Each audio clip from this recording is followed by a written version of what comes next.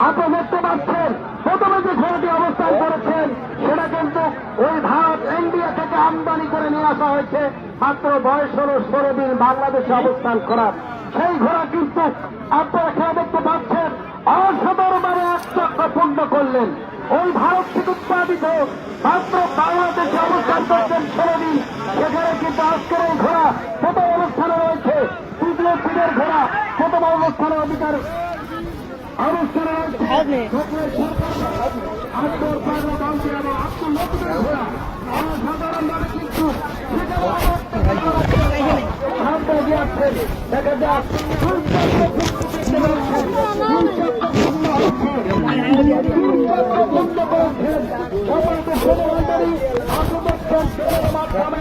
সবাইকে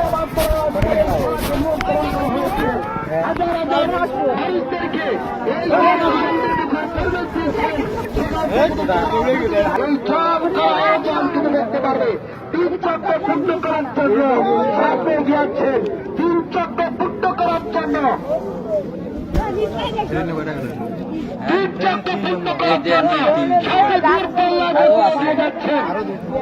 অসাধারণ দেখতে পাচ্ছি সেই সত্যমর সোনামণি কিন্তু হাত ছাড়ি দিয়ে তার কারিশমা প্রদর্শন করছেন।